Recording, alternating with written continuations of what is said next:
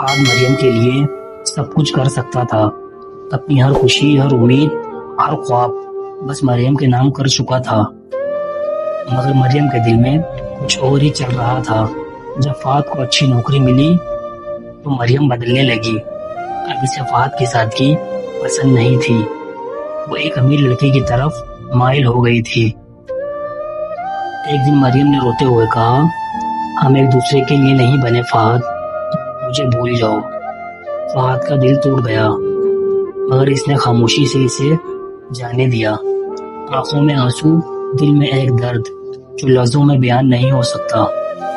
کچھ مہینوں بعد مریم نے شادی کر لی، مگر شادی کے کچھ ہی عرصے بعد حقیقت کا پتہ چلا۔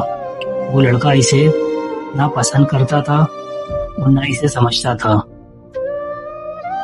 اور نہ ہی وقت دیتا تھا۔ ہر دن جھگڑے، ہر رات آنسو۔ مریم کی زندگی ایک عذاب میں مبتلا ہو گئی تھی۔ فہد نے اپنی محنت سے کامیابی حاصل کر لی تھی، وہ ایک اچھا اور ایک بڑا انسان بن چکا تھا۔ ایک دن مریم کی نظر فہد پر پڑی، وہی فہد، مگر اب پہلے سے زیادہ پرسکون اور کامیاب اور بڑا انسان بن چکا تھا۔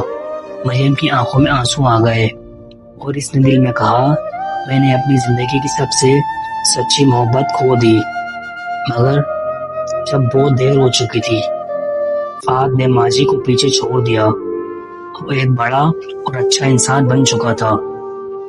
مریم اپنے فیصلوں کے دکھ کے ساتھ ساتھ اداس اور بے بس تھی۔ مریم کو اس بات پر بہت پچھتاوا بھی تھا۔